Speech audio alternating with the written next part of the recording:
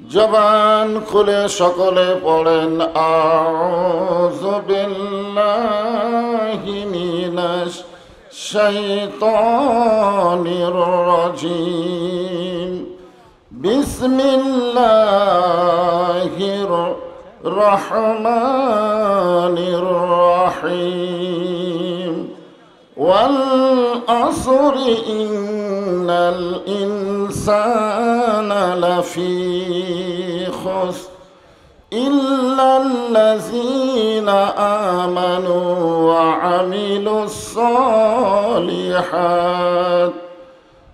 আমিলুস সালিহাতি ওয়া তাওয়াসাউ বিল হক ওয়া তাওয়াসাউ বিস সাবর ইন্নাল্লাহা ওয়া মালাইকাতাহু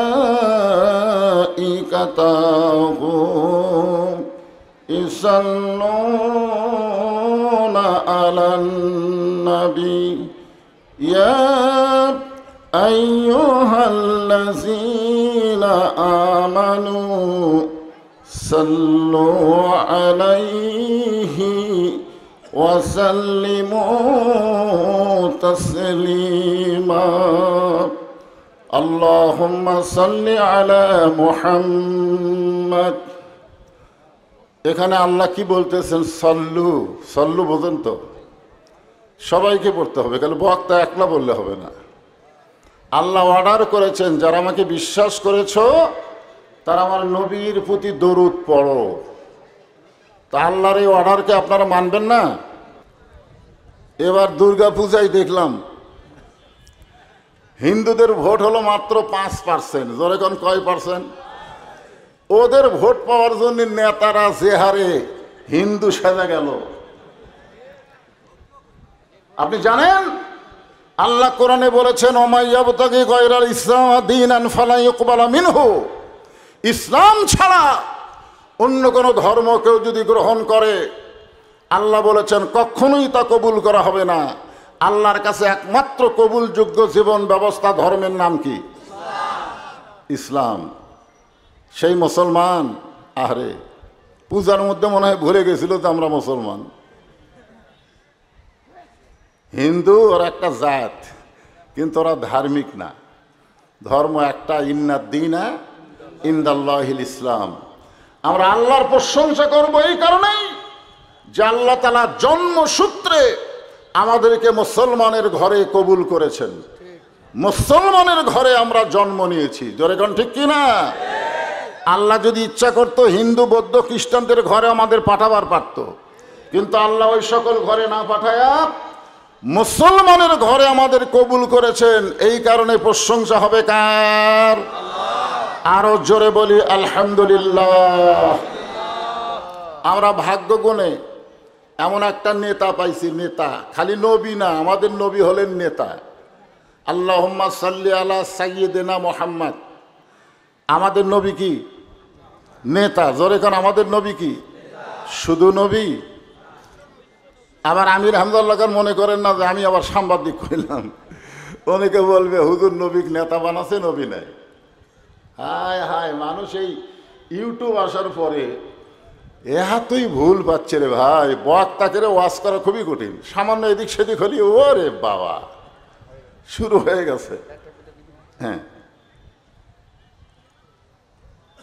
আমাদের নবী শুধু নবী না, আমাদের নবী হলেন আমাদের নেতা। ঠিক কিনা বলেন? হ্যাঁ, কেমন নেতা? লাইলাতুল মিরাজে আল্লাহ তাআলা আমাদের নবীকে জান্নাত দেখার তৌফিক দিয়েছিলেন। সুবহানাল্লাহ বলেন।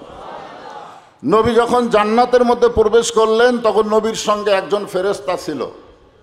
সে ফেরেশতার নাম কি? আর আমরা যারা এখানে বসে আছি আমাদের সাথে কয়জন আছে?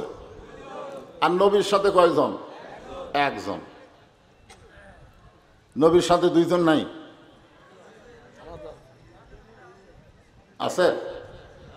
আপনারা কি মনে করতেছেন? নবীর শানের দিকে খেয়াল করে আপনারা বলেন তো, নবীর কাঁধে চড়ার মতন যোগ্যতা কোনো ফেরেশতার আছে?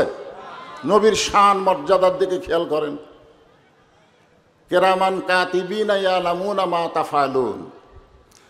আমাদের সকলের সঙ্গে দুইটা ফেরেশতা আছে। যদি বিশ্বাস করেন তাহলে গভীর রাত্রে দরজা জানলা বন্ধ করে মোবাইলের খারাপ ভিডিও দেখতে পারবেন?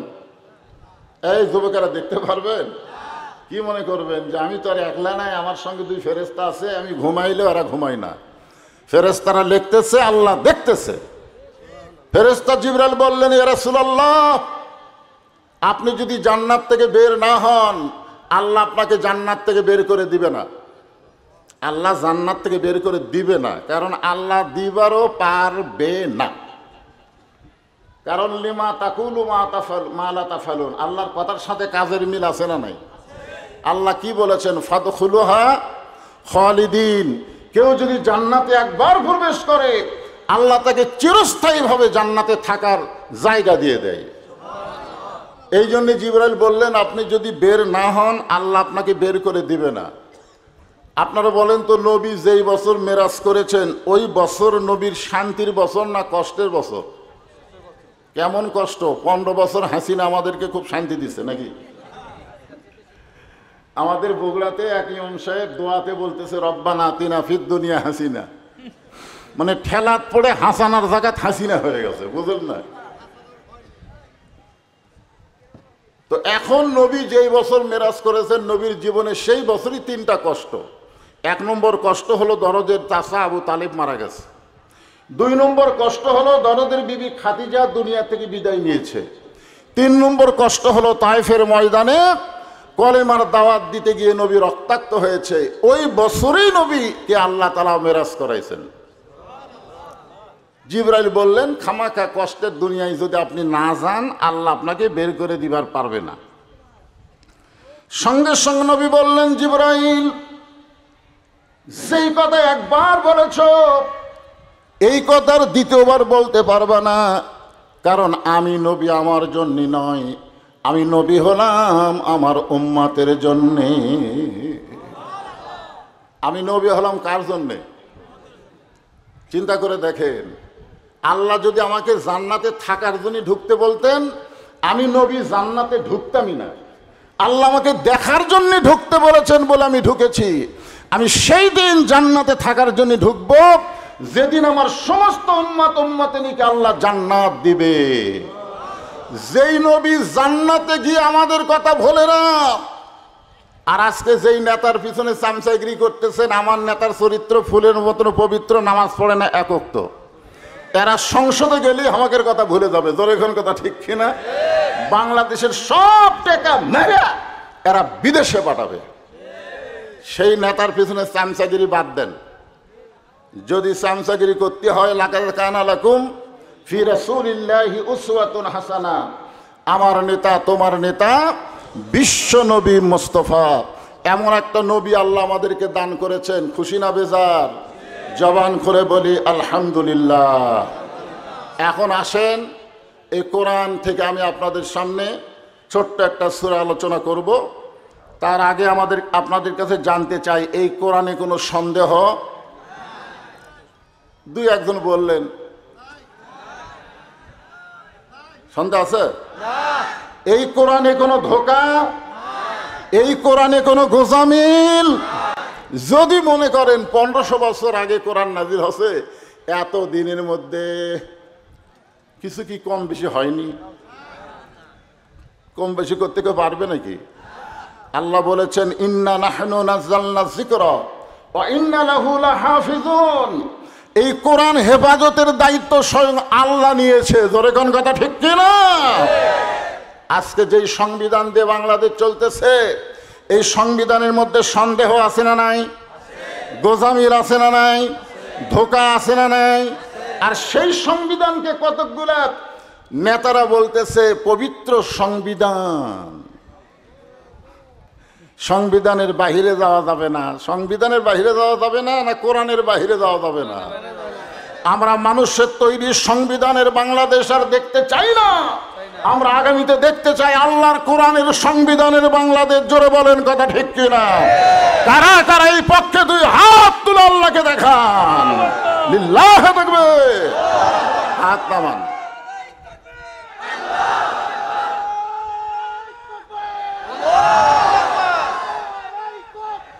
আল্লাহু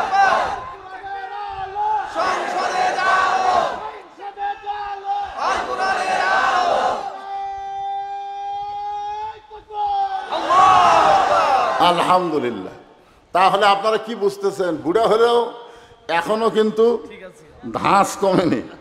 তবে আমি লিখে দিয়েছিলাম 10টা থেকে 12টা পর্যন্ত আমাকে সময় দেওয়া লাগবে, তারিখ পরিবর্তন হয়ে গেলে আমি আর ওয়াজ করি না, সে বয়স আমার নাই। কিন্তু আজকে তুলে দিছে তারিখ হলো 9 তারিখ, এখন ঘড়ির দেখি 10 তারিখ। কি বিপদ রে বাবা, যেই তারিখে দাওয়াত দিছে সেই তারিখে আমাকে দিল না। তো যাক আলহামদুলিল্লাহ, অসুবিধা নাই। এই ধাঁচের উপরই ওয়াজ হবে যতক্ষণ আপনারা বসে থাকবেন। সমস্যা আছে? আমি কি ওয়াসিনা বক্তা? মাশাআল্লাহ। এখন আসেন সূরা আসর। আসর শব্দের অর্থ হলো সময়। সময় অত্যন্ত গুরুত্বপূর্ণ একটা বিষয়। ধরে কোন কথা ঠিক কিনা?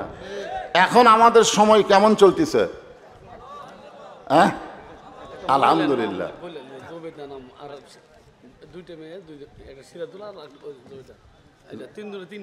তিনজন মেয়ে, এরা আবার মনে করবি যে আমাকে টাকা গেল কিনা, বুঝেন না? জবেদা, সিরাজুল, আর একটার নাম হলো বেনামি। যাই হোক, 3টা মেয়ে 1500 টাকা 3টা কোরআন শরীফ দান করছে। তাহলে আসর শব্দের অর্থ মানে কি? সময়। সময় ধরে কান কি? সময়। সময়ের শপথ করে আল্লাহ বলতেছেন ইন্নাল ইনসানা লাফি খুসর, নিশ্চয়ই মানুষগুলো ক্ষতির ভিতরে। আমরা কি মানুষ? জোরে কর, আমরা কি? এই কোরআনে আল্লাহ বলেছেন অমা খলাকতুল জিন্না ওয়াল ইনসা ইল্লা লিয়াবুদুন, জিন এবং ইনসানকে আমি ইবাদতের জন্য সৃষ্টি করেছি। যেখানে আল্লাহ ইবাদতের কথা বললেন সেখানে জিন ইনসান বললেন, আর যেখানে আল্লাহ ক্ষতির কথা বললেন সেখানে শুধু ইনসান বললেন, জিনকে আল্লাহ বাদ দিলেন। এখানে আল্লাহর বলা দরকার ছিল ইন্নাল জিন্না ওয়াল ইনসানা লাফি খুসর, নিশ্চয় জিন এবং ইনসান ক্ষতির ভিতরে। কিন্তু আল্লাহ তাআলা জিনকে মাইনাস করে শুধু মানুষের কথা বললেন। বলার কারণ কি আপনারা জানেন? জোরে বলেন, জানেন? না জানলে বলবেন জানি না। আদর করে মানুষ আল্লাহ বানায়া কেমনে দিবেন ক্ষতির মধ্যে ফেলিয়া। আল্লাহ আদর করে আদম আলাইহিস সালামকে তৈরি করছিলেন, ঠিক কিনা বলেন? ইনসান মানে কি? মানুষ। মানুষ এটা উভয় লিঙ্গ, মানে পুরুষও আছে নারীও আছে, আছে না নাই? এক জায়গাতে আমি আবার বললাম হুজুর, এক জায়গায় এক লোক দাঁড়িয়ে বলতে যে হুজুর পুরুষ এবং নারী মানুষ, তাহলে হিজড়া এরা কি? আমি বললাম এরাও তো মানুষ। তো তাহলে আপনি খালি পুরুষ আর নারীর ওয়াজ করেন, হিজড়ার ওয়াজ বাদ দেন কেন? আপনারা বলেন তো, হিজড়ারা কি মানুষ না? আমাকে একজন প্রশ্ন করলো, হুজুর পুরুষ মানুষ মারা গেলে আমরা 3 কাপড় দেই, মেয়ে মানুষ মারা গেলে আমরা 5 কাপড় দেই, কিন্তু হিজড়া মরলে কয় কাপড়? তা আমি খোঁজ করে দেখলাম যে আমার এলাকার কোনো হিজড়া মরেইনি। তো এখন না মরলে কয় কাপড় আমি কেমনে জানবো কোন? তো আচ্ছা, আপনাকে বাঘ মারাত কোনো হিজড়া মরছে? তার মানে হিজড়াই নাই। আচ্ছা ঠিক আছে, হিজড়া বাদ দিলাম। যদি থাকে তাহলে তাদেরকে কয় কাপড় দিয়ে কবর দেওয়া হবে সেটাও কোরআন হাদিস থেকে আমি আপনাদের শোনাবো। তবে একটু শোনেন। মানুষকে আল্লাহ বড় আদর করে তৈরি করেছেন, এই কারণেই বললেন মানুষগুলো ক্ষতির ভিতরে। ক্ষতির ভিতরে বলার পরেই আল্লাহ বললেন ইল্লাল্লাযীনা আমানু ওয়া আমিলুস সালিহাতি ওয়া তাওয়াসাউ বিল হক ওয়া তাওয়াসাউ বিস সবর। 4টি বিষয় যদি মানুষের ভিতরে থাকে, 4টা, জোরে বলেন কয়টা? তাহলে তারা ক্ষতির মধ্যে, ইল্লা দিয়ে আল্লাহ ইস্তিসনা করে বাদ দিলেন, তারা ক্ষতির মধ্যে পড়বে না। 1 নম্বর হলো ঈমান। জোরে কোন 1 নম্বর কি? ঈমান যদি না থাকে আপনি যত ভালো আমল করেন আপনি কোনোদিন জান্নাতি হতে পারবেন না। যেমন নবীর চাচা আবু তালেব অত্যন্ত ভালো মানুষ ছিলেন, কিন্তু ঈমান না থাকার কারণে আল্লাহ তাকে জাহান্নাম দিবে। বাদশাহ নওশেরওয়ান অত্যন্ত ভালো বাদশাহ ছিলেন, কিন্তু বেঈমান হওয়ার কারণে আল্লাহ তাকে জাহান্নাম দিবেন। আবার দাতা হাতেম তাই সবচাইতে বড় দানবীর ছিলেন, কিন্তু বেঈমান হওয়ার কারণে আল্লাহ তাকে জাহান্নাম দিবেন।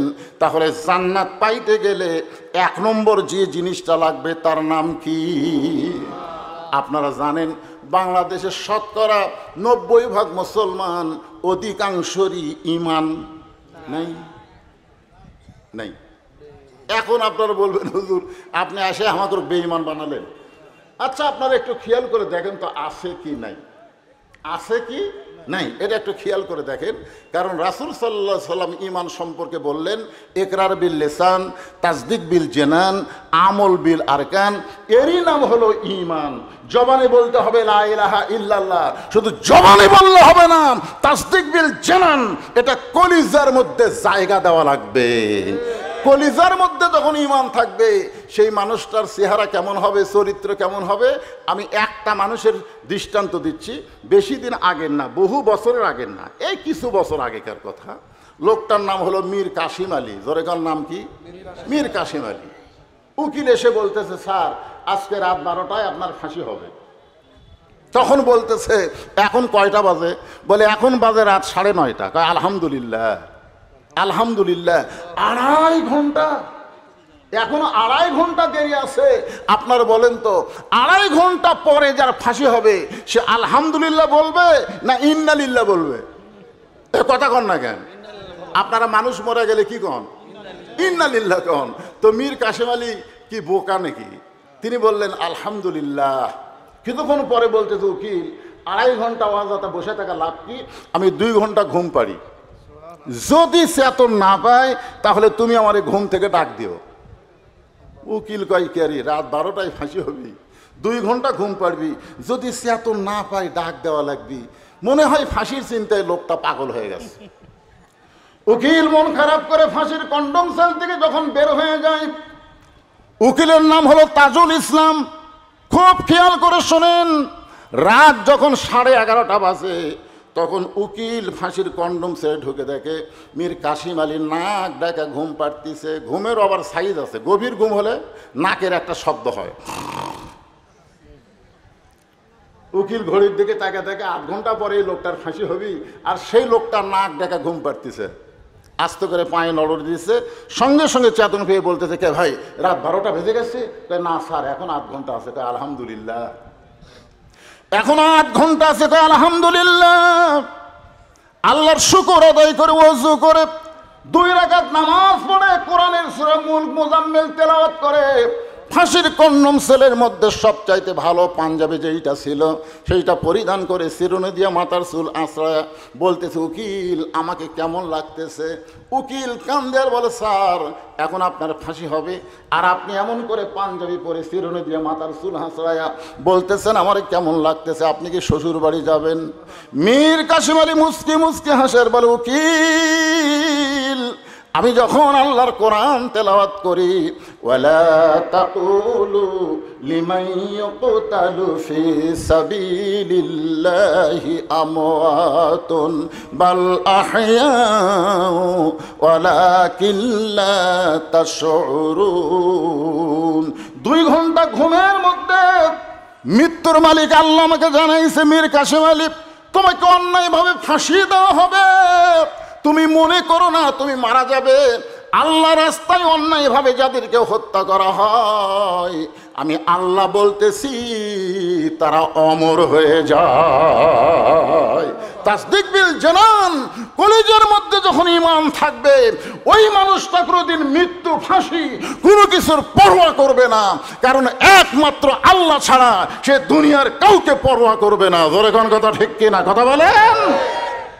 এরপরে বলা হচ্ছে আমল বিল আরকান, ঈমান অনুযায়ী আমল করা লাগবে। আপনারা বলেন তো ঈমানকে ঠিক রাখতে গেলে যত আমল আল্লাহ দিছে ও আমিলুস সালিহা সূরা আসর 2 নম্বর বিষয় নেক আমল।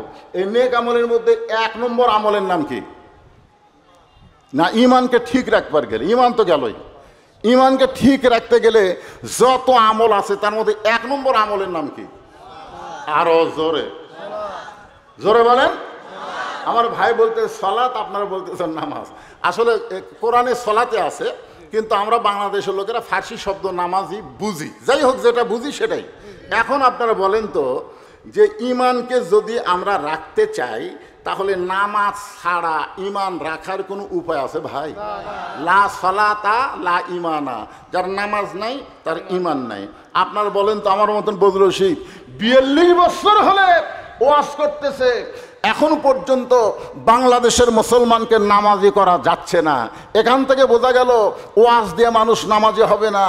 নামাজি করতে গেলে কোরআন অনুযায়ী সিস্টেম চালু করতে হবে। জোরে কোন কথা ঠিক কি না?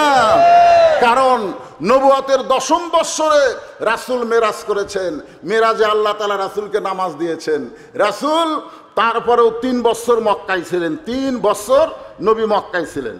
নবী খালি বলে, আল্লাহ আপনি খালি বলেন আকিমুস সালাত, নামাজ কায়েম করো, নামাজ কায়েম করো, কিন্তু মক্কায় তো নামাজ কায়েম করা যাচ্ছে না। নামাজ আমরা গোপনে গোপনে চোরের মতন পড়তেছি, প্রকাশ্যে আযান দিয়া জামাত করে তো নামাজ পড়া যাচ্ছে না। তাহলে নামাজ কায়েম করার কথা বলতেছেন, অথচ নামাজ তো কায়েম করা যাচ্ছে না।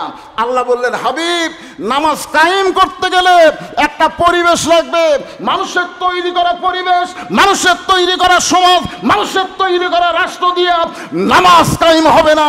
নামাজ কায়েম করতে গেলে আল্লাহর কোরআনের রাষ্ট্র লাগবে। জোরে কোন কথা ঠিক কিনা?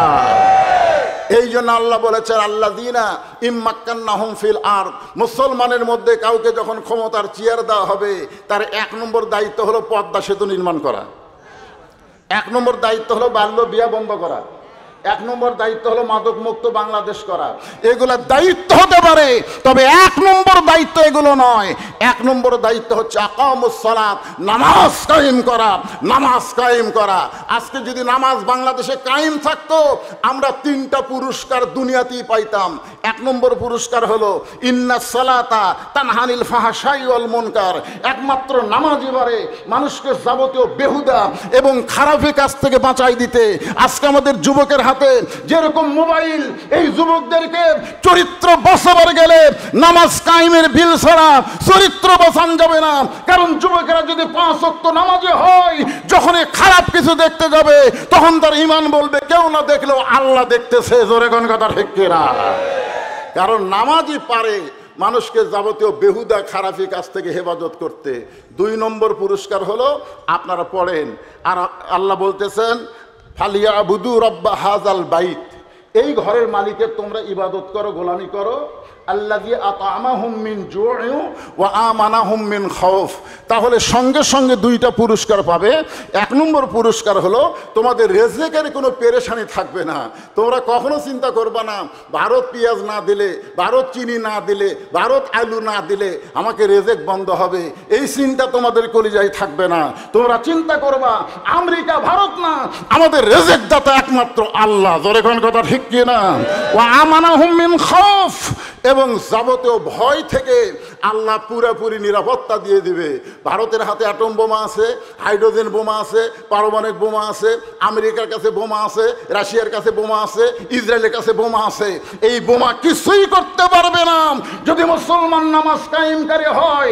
তাহলে ওই বোমা কিছুই করতে পারবে না, যেমন করতে পারেনি আমাদের জাতির পিতা ইব্রাহিমের জন্য আগুনের চুলা শান্তির বাগান আল্লাহ করে দিয়েছে, মুসা নবীর জন্য আল্লাহ সাগরকে রাস্তা বানায় দিয়েছে।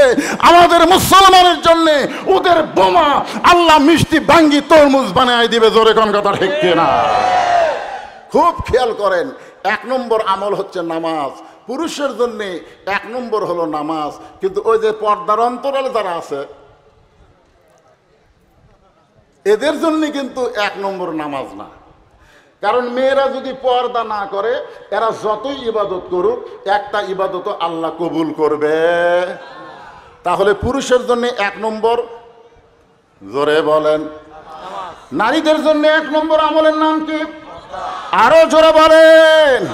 আল্লাহ রাসূল ফাতেমার হাত ধরে বললেন, ফাতেমা তোমার কি কখনো মনে হয় তোমার বাবা বিশ্ব নবী বলে আল্লাহ তোমাকে জান্নাত দিবে?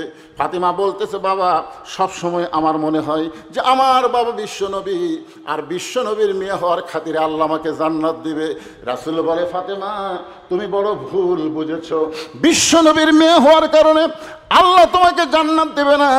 জান্নাতে যদি যাবার চাও, জান্নাতের আমল করে তোমাকে জান্নাতে যেতে হবে। ফাতেমা বললেন, বাবা মেয়েদের জন্য জান্নাতে যাওয়ার আমল কি? রাসূল 4টা আমলের কথা বললেন। জোরে কোন কয়টা?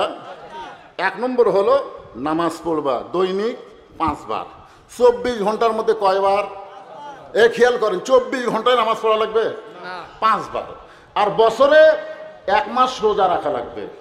স্বামী যখন খেদমত চাবে তখন স্বামীর খেদমত করা লাগবে। স্বামীর খেদমত সবসময় করা যাবে না। স্বামী যদি খেদমত চায় তাহলে খেদমত করা লাগবে, কারণ অতি ভক্তি কি বুঝতেছেন? হঠাৎ যদি কোনোদিন আপনার বউ আপনাকে খেদমত করে, আপনি বুঝবেন অন্যায় কিছু আবদার আছে। হঠাৎ হঠাৎ এসে আপনার বউ কারেন্টের ফ্যান বন্ধ করে দিয়ে তাল ফাঁকাতে বাতাস করতেছে, তা আপনি বলতেছেন কে গো কারেন্ট নাই? কারেন্ট আছে তো, তাল পাকার বাতাস কেন? বাতাস করতেছে এই কারণেই, ওই কারেন্ট আমার সতীন। ওই কারেন্ট যদি আপনাকে বাতাস দেয় তা আমি জান্নাতে কেমনে যাই? এই জন্য তাল পাকার বাতাস করতেছি। কিছুক্ষণ পর বাম হাতে পাকাতে বাতাস করে আর ডান হাত দিয়ে কপাল টিপতেছে। স্বামী কয় কে গো এত খেদমত করতেছে? আপনার পায়ের তলে আমার জান্নাত। আসলে ভুয়া কথা। স্বামীর পায়ের তলে মেয়েদের জান্নাত। মায়েরা শোনেন, স্বামীর পায়ের তলে বইয়ের জান্নাত এটা ভুয়া কথা। মায়ের পায়ের তলে সন্তানের জান্নাত এটা হলো সহি কথা। জোরে কোন কথা ঠিক কিনা? হ্যাঁ, মায়ের পায়ের তলে কোনো পুরুষ মানুষের পায়ের তলে জান্নাত নাই। জান্নাত আছে নারীদের পায়ের তলে। সেই নারী যদি মা হয়, মায়ের মতন মা হয়, খালি মা হলে হবে না, মায়ের মতন মা হওয়া লাগবে। জোরে কোন কথা ঠিক কিনা? হ্যাঁ, একটু মনোযোগ দিয়ে শোনেন। আল্লাহ নবী বললেন আলী যখন খেদমত চাবে তখন আলীর খেদমত করবে, তবে ইচ্ছা করে খেদমত করতে যাবে না। খেদমত চাইলে খেদমত করা লাগবে। তাহলে স্বামী খেদমত চাইলে করা লাগবে, অযথা খেদমত করা যাবে না। অযথা করলেই বুঝবেন এর মধ্যে মাথা টিপতেছে, কিছুক্ষণ পর কান্দিছে। স্বামী কয় কে গো কান্দো কেন? এমনি। স্বামীকে তোমাকাতে বাতাস করে, কপাল টিপে আর কান্দে। কি জন্য কান্দো? কয় এমনি এমনি কান্দি। স্বামী কয় তুমি আমাকে এত ভালোবাসো আর এমনি এমনি কান্দো কেন? কি জন্য কান্দো বলো? তখন বলতেছে আপনি কি বিশ্বাস করবেন? স্বামী বলতেছে বিশ্বাস করবো না কেন? বলে আপনি যখন বাইরে যান আপনার বুড়া বাপ আর বুড়ি মা আমার কলজা চলে কাছে এই কয়ার বাতাস করে, এই কয়ার বাতাস করে। আপনি যখন বাইরে যান, চাকরির যান, বাজারে যান, ব্যবসা করতে যান, আপনার বুড়া বাপ আর বুড়ি মা আমার কলজা চলে কাছে। এই বুড়া বুড়ির সাথে যদি আপনি থাকেন তাহলে আল্লাহর রাস্তে আমাকে বাপের বাড়ি পাঠিয়ে দেন। আর আমার সাথে যদি শান্তির সংসার করবার চান ওই বুড়া বুড়ির বাদ দেওয়া লাগবে। অমা আলাইনা ইল্লাল বালাগ। মানে আমার যা দায়িত্ব ছিল আমি এখন আপনাকে বলে দিলাম, আপনি এখন কি আমল করবেন চিন্তা করেন। তখন স্বামী চিন্তা করতেছে যে বউ আমার বাপ মাও বাদ দিলে আমার সাথে শান্তির সংসার করবে, আর বাপ মায়ের সাথে যদি আমি থাকি তাহলে বউ আমার বাপের বাড়িতে যাবে, আমি কি আমল করব? এমন সময় সূরা মুলকের 2 নম্বর আয়াত সামনে এসে বলতেছে আল্লাযী খালাকাল মাউতা ওয়াল হায়াতা লিয়াবলুয়াকুম আইয়ুকুম আহসানু আমালা। তোমাদেরকে পরীক্ষা করা হবে সুন্দর আমল। তোমার সুন্দর আমল বউয়ের কথা শোনা, না বাপ মাকে ভক্তি করা। ওয়াকাদা রাব্বুকা আল্লা তা'বুদু ইল্লা ইয়্যাহু ওয়া বিল ওয়ালিদাইনি ইহসানান। সঙ্গে সঙ্গে স্বামী দাঁড়িয়ে বলতেছে ওঠ ওঠ, পাখার বাতাস করাও লাগবি না, আমার কপাল টেপাও লাগবে না, ওঠ। ব্যাগ বালুর যা আছে বান, দেখ তোর যা আছে সব বান, তুই তোর বাপের বাড়ির যা। 3 তালাক 3 তালাক 3 তালাকের গাড়ির ওপর চড়ে তুই তোর বাপের ওপর যা। দরকার হলে তুই সকালে মরবি, বিকেলে বিয়ে কর্ম, তোকে ছাড়ে দেবো, বইয়ের অভাব নাই। কিন্তু বাপ মা যদি মারা যায় কিয়ামত পর্যন্ত কাঁদলে বাপ মা পাওয়া যাবে না। এই জন্য রাসূল বললেন ফাতেমা স্বামী যখন খেদমত চাই তখন স্বামীর খেদমত করবে, স্বামীর কথা মতো চলবে। আর 4 নম্বর হলো পর্দা। এ পর্দার কোনো সময় নাই, পর্দা সব সময় করা লাগবে। আমার মায়েরা যারা আছেন একটু খেয়াল করেন। সঙ্গে সঙ্গে ফাতেমা এইরকম একটা ঘোমটা ছিল, ওই ঘোমটাটা মাথার ওপর দিয়ে বললেন বাবা আজ থেকে আমি পর্দার মধ্যে ঢুকে গেলাম। ফাতেমা পর্দার মধ্যে ঢুকে গেল, এমনভাবে পর্দা নিষে হয়ে গেল। এক সময় আল্লাহ পাকের পক্ষ থেকে পর্দার কারণে ফাতেমাকে আল্লাহ একটা ডিগ্রি দিয়ে দিলেন, সাইদাতুন নিসাই আহলেল জান্নাহ, খাতুনে জান্নাত ফাতেমা। ফাতেমা হবে জান্নাতি নারীদের সর্দার। জোরে কান সুবহানাল্লাহ। রাসূল বললেন ফাতেমা আল্লাহ তোমার পর্দাকে কবুল করে তোমাকে নারীদের জন্য জান্নাতীদের সর্দারিনী বানিয়ে দিয়েছে। ফাতেমা সেই খুশি। রাসূল বললেন ফাতেমা আল্লাহ তোমাকে নারীদের জন্য জান্নাতের সর্দারিনী নেত্রী বানাইছে, এটা ঠিক, কিন্তু তুমি শুনলে মনে হয় বেজার হবা। ফাতেমা বলতেছে বাবা কোন কি? আল্লাহ আমাকে নারীদের নেত্রী বানাচ্ছে জান্নাতে, এটা শুনে তো আমি খুব খুশি, এখানে আর বেজারের কি আছে? রাসূল বললেন, আল্লাহ তোমাকে জান্নাতি নারীদের নেত্রী বানালে কি হবে? আল্লাহ তোমার আগে একজন মেয়েকে জান্নাত দিবে। যেই বলেছে আল্লাহ তোমার আগে একজন মেয়েকে জান্নাত দিবে, সঙ্গে সঙ্গে ফাতেমা মুখ কালো করে বলতেছে, এইটা কেমন কথা? ওই মেয়েটা কে? ওই মেয়েটা এমন কি আমল করছে যে আমার আগে জান্নাতে যাবে? আসলে পুরুষের মধ্যে যখন আল্লাহ আর রাসূল বললেন আবু বকর 1 নম্বর, উমর 2 নম্বর, ওসমান 3 নম্বর, আলী 4 নম্বর, আব্দুর রহমান ইবনে আওফ 5 নম্বর, এরকম নম্বর দিয়ে দিতে 10 নম্বর যখন বললেন আশারে মুবাশশারা, একটা সাহাবীও কিন্তু বেজার হয়নি। কোনোদিন ওমর ফারুক বলেনি যে আমাকে 2 নম্বর কেন দিলেন, আবু বকর কেন 1 নম্বর হলো, আলী কখনো বলেনি আমাকে 4 নম্বর কেন আমি হলাম, ওসমান কেন 3 নম্বর হলো। এ কথা পুরুষেরা বলে না, কারণ পুরুষেরা জান্নাত তালি হলো, জোরে কোন কথা ঠিক কিনা? কিন্তু নারীদের মধ্যে দেখেন জান্নাতের সর্দারিনী হচ্ছে, তারপরেও মন খারাপ, তার আগে একজন জান্নাতে যাবে। এই জন্য বাংলাদেশে নারী যান আর কোনোদিন প্রধানমন্ত্রী না হয়, কারণ নারীরা প্রধানমন্ত্রী হলেই হিংসা শুরু হবে, জোরে কোন কথা ঠিক কিনা? একজন ক্ষমতা থাকবি আর একজন অন্যায় অপরাধ না করলেও মিথ্যা তাকে জেলখানাত পৌঁছে মারবি, জোরে কোন কথা কথা কন না কেন ভাই জান? হ্যাঁ, এতই হিংসা এই নায়িকের মধ্যে। আমার বড় মেয়ে আমাকে মাছের তরকারি পাক করে খাবার দিছে, আমি খাচ্ছি, মেয়েটা আমার সামনে ঘুরঘুর করে ঘুরতেছে, আমি বুঝতে পারলাম মেয়েটা কিছু শুনবার চায়। তখন আমি বললাম, মা তোমার হাতের পাক এত মধু, আমি এত জায়গায় ওয়াজ করি, এত মাছ খাই, কিন্তু এত সুন্দর হয় না। আমার মেয়েটা খপ করে আর 1 টুকরা দিল। আমি তাকায় দেখে আমার বউ খালি গাল ফুলে বসে আছে। আমি বললাম, কে গো তুমি গাল ফুলাইছো কেন? এখন তাকে মেয়ের বাড়িতে পার হয়ে যান, আপনার মেয়েই পারে, হানিটাই পারি। এখান থেকে বোঝা গেল মেয়ের প্রশংসা করলে মা পর্যন্ত বেজার হয়ে যায়। মেয়েদের মধ্যে এরকম একটা হিংসা আছে না নাই? জোরে কোন আছে না নাই? আল্লাহ রাসূল বললেন, ফাতেমা কোন আমলের কারণে আল্লাহ তোমার আগে তাকে জান্নাত দিবে সেইটা আমি নবী তোমাকে বলবো না, তবে একটা কথা বলবো, ওই যে একটা পাহাড় দেখতেছ, ওই পাহাড়ের সামনে ছোট্ট একটা ঝুবড়ি বাড়ি, ওই বাড়িটা হলো একটা কাঠুরিয়ার বাড়ি। ওই কাঠুরের বিবি জামিলাকে আল্লাহ তোমার আগে জান্নাত দিবে। ফাতেমা বলে, বাবা ওই সাধারণ কাঠুরার বউ জামিলা এমন কি আমল করলো যে আমল করার কারণে আমার আগে আল্লাহ জান্নাত দেবে? রাসূল বলে, ফাতেমা যদি জানবার চাও তাহলে তোমাকে তদন্ত করে জানতে হবে। ওয়া আমিলুস সালিহা, সূরা আসরের 2 নম্বর বিষয়ের উপরে আমি কথা বলতেছি। পুরুষের জন্য 1 নম্বর হলো নামাজ, আর নারীদের জন্য 1 নম্বর হলো পর্দা। জোরে বলেন নাম কি? এখন ফাতেমা পরের দিন আসরের নামাজের পরে চুপি চুপি পর্দানিশি চুপি চুপি ওই কাঠুরার বউ জামিলার ঘরের দরজায় গিয়ে হাজির। দরজায় গিয়ে ডাক দেয়, ও জামিলা, আমি নবীর মেয়ে ফাতেমা তোমার দরজায়, মেহেরবানি করে একটু দরজা খোলো। জামিলা দরজার কাছে কান্না শুরু করেছে। ফাতেমা বলতেছে, জামিলা কান্দো কেন? বলে, কান্দার কারণ হলো আমার সারা জীবনের সাধনা একটা বার শুধু নবীর মেয়ে ফাতেমাকে আমি দেখতে চাই। দরজা খুললেই তো আমার সঙ্গে তোমার দেখা হবে, তাহলে কান্দার কারণ কি? দরজা খোলো। জামিলা বলতেছে, দরজা কেমনে খুলবো? আমার স্বামী কাঠুরিয়া কাঠ বিক্রি করতে গেছে বাজারে, আমার স্বামী এখন বাড়িতে নাই, আর স্বামীর হুকুম ছাড়া ফাতেমার জন্য দরজা খুলতে আমি ভয় পাই। আমার মায়ের একটু মনোযোগ দিয়ে শোনেন, একটু মনোযোগ দিয়ে শোনেন আল্লাহ রাসূল কেন বললেন ফাতেমা। আল্লাহর পরে কাউকে যদি সেজদা দেওয়ার হুকুম থাকতো তাহলে প্রত্যেকটা বউকে বলতাম স্বামীর পায়ে সেজদা করো, আল্লাহ ছাড়া অন্য কাউকে সেজদা দেওয়া যাবে না। এ কারণেই রাসূল বললেন যে স্বামীর পায়ে সেজদা করা যাবে না। কিন্তু এ কথা দিয়ে রাসূল বুঝাইলেন আল্লাহর পরে মেয়ে মানুষের কাছে সবচাইতে দামি ওই মহান ব্যক্তি হলো তার স্বামী। ধরে বলেন নাম কি? মেহেরবানি করে আপনি আজকের মতো ফেরত যান। আগামীকাল যদি এই সময় আসেন, এই সময়ে যদি আগামীকাল আসেন, তাহলে আমি দরজা খুলে দেবার পারবো। কারণ স্বামী যখন রাত্রে বাড়িতে আসবে, স্বামীর কাছ থেকে আমি হুকুম নিয়ে নিব। ফাতেমা বলতেছে, অবশ্যই আসবো ইনশা। আগ্রহ বাড়ছে না কমছে? যে তোর বাড়ির মধ্যে ঢোকাই লাগবে, কারণ তুই কি আমল করিস, আর সেই আমলের কারণে আমার আগে আল্লাহ তো জান্নাত দেবে, এটা দেখা লাগবেই। ফাতেমার আগ্রহ আরো বেড়ে গেছে, চলে গেছে ফিরে বাড়িতে।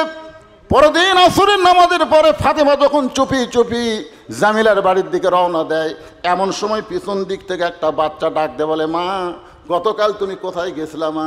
বিকেলবেলা তোমাকে বাড়িতে খুঁজে পাই নাই, আজকেও তুমি চোরের মতন কোথায় যাও? আমিও তোমার সঙ্গে যাওয়ার চাই। ফাতেমা তাকায় দেখে ওই বাচ্চা হলো হুসাইন। জোরে বলেন নাম কি?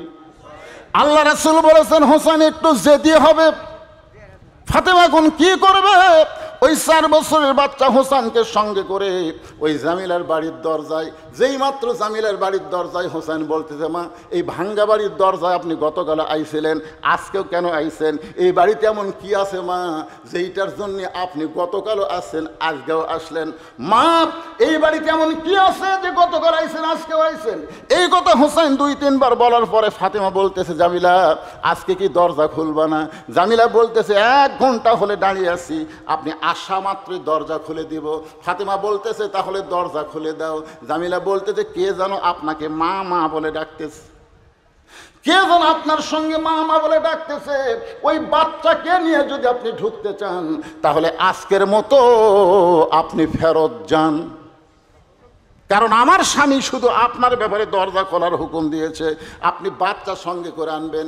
ওই বাচ্চার হুকুম তো স্বামীর কাছ থেকে নেই নাই।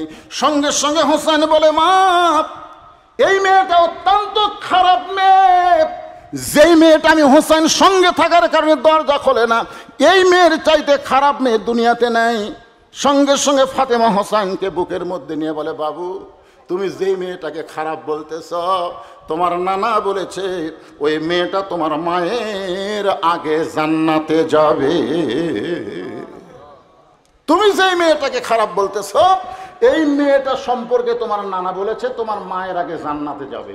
সঙ্গে সঙ্গে হোসেন বলতেছে, মা তাহলে ও জায়গাত ঘুরে লাভ নাই তো, জায়গা মতো যাওয়া লাগবে। আপনারা বলেন তো জায়গা কোনটা?